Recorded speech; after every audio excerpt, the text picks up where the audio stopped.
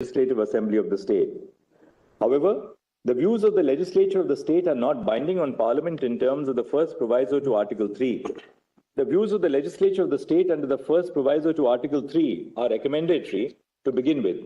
Thus, Parliament's exercise of power under the first proviso to Article 3 is valid and not mala fide. The next issue is on the validity of the suspension of the second proviso to Article 3 as applicable to Jammu and Kashmir.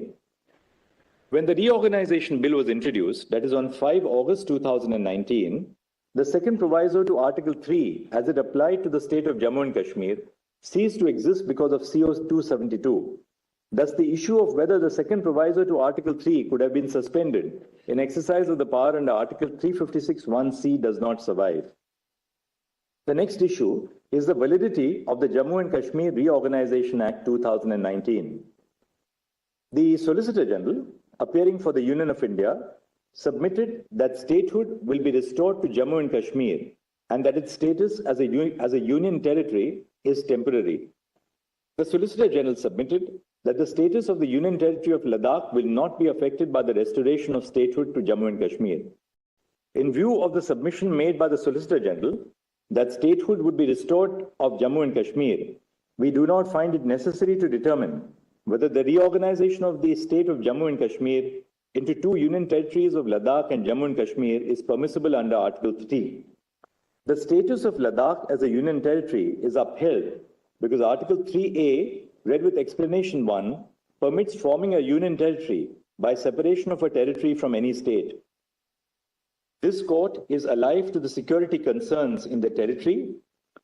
Direct elections to the legislative assemblies, which is one of the paramount features of representative democracy in India, cannot be put on hold until statehood is restored.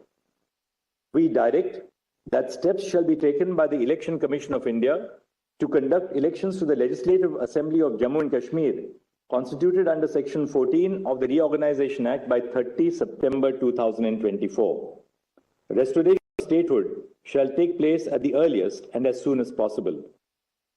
The question of whether Parliament can extinguish the character of statehood by converting a state into one or more union territories in exercise of power under Article 3 is left open.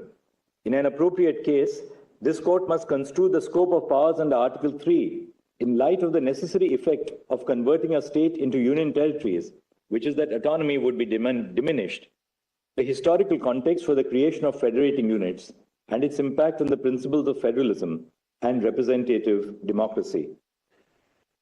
In view of the above discussion, the following are the conclusions. A. The state of Jammu and Kashmir does not retain any element of sovereignty after the execution of the instrument of accession and the issuance of the proclamation dated 25 November 1949, by which the Constitution of India was adopted. The state of Jammu and Kashmir does not have internal sovereignty, which is distinguishable from the powers and privileges enjoyed by other states in the country. Article 370 was a feature of asymmetric federalism and not sovereignty. B. The petitioners did not challenge the issuance of the proclamations under Section 92 of the Jammu and Kashmir Constitution and Article 356 of the Indian Constitution until the special status of Jammu and Kashmir was abrogated. The challenge to the proclamations does not merit adjudication because the principal challenge is to the actions which were taken after the proclamation was issued. C. The exercise of power by the President after the proclamation under Article 356 is issued is subject to judicial review. The exercise of power by the President must have a reasonable nexus with the object of the proclamation. The person challenging the exercise of power must prima facie establish that it is a mala fide or extraneous exercise of power. Once a prima facie case is made, the onus shifts to the Union to justify the exercise of such power. D. The power of Parliament under Article 356(1)(b) to exercise the powers of the legislature of the state cannot be restricted to lawmaking power, thereby excluding non-lawmaking power of the legislature of the state. Such an interpretation would amount to reading in a limitation into the provision contrary to the text of the article. E.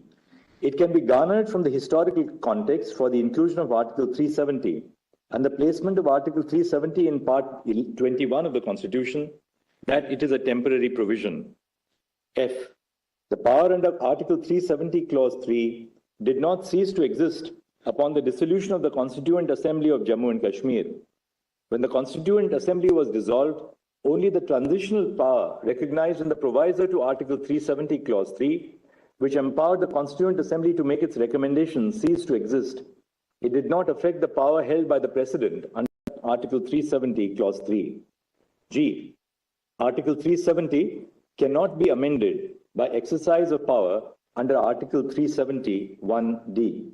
Recourse must have been taken to the procedure contemplated by Article 370, Clause 3, if Article 370 is to cease to operate or is to be amended or modified in its application to the state of Jammu and Kashmir.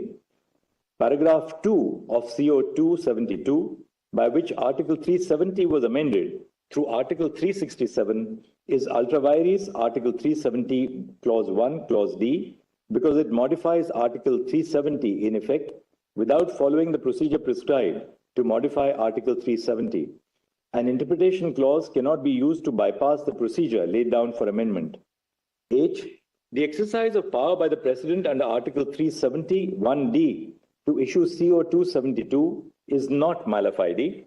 The President's exercise of power under Article 370, Clause 3 can unilaterally issue a notification that Article 370 ceases to exist. The President did not have to secure the concurrence of the government of the state or union government acting on behalf of the state government under the second proviso to Article 370(1)(d) while applying all the provisions of the Constitution to Jammu and Kashmir, because such an exercise of power has the same effect as an exercise of power under Clause 3 of Article 370, for which the concurrence or collaboration with the state government was not required. I. Paragraph 2 of CO 272 issued by the President in exercise of power under Article 370(1)(d), applying all the provisions of the Constitution of India to the state of Jammu and Kashmir is valid. Such an exercise of power is not mala fide, merely because all the provisions were applied together without following a piecemeal approach. J. The President had the power to issue a notification declaring that Article 370, Clause 3 ceases to operate without the recommendation of the Constituent Assembly. The continuous exercise of power under Article 370, Clause 1 by the President indicates that the gradual process of constitutional integration was ongoing. The declaration issued by the President under Article 370, Clause 3 is a culmination of the process of integration and as such is a valid exercise of power. Thus, CO 273 is valid. K. The Constitution of India is a complete code for constitutional governance. Following the application of the Constitution of India in its entirety to the state of Jammu and Kashmir by CO 273, the Constitution of the state of Jammu and Kashmir is inoperative and is declared to have become redundant. L. The views of the legislature of the state under the first proviso to Article 3 are recommendatory. Thus, Parliament's exercise of power under the first proviso to Article 3 under the proclamation was valid and not mala fide. M. The Solicitor General stated that the statehood of Jammu and Kashmir will be restored, except for the carving out of the Union Territory of Ladakh. In view of the statement, we do not find it necessary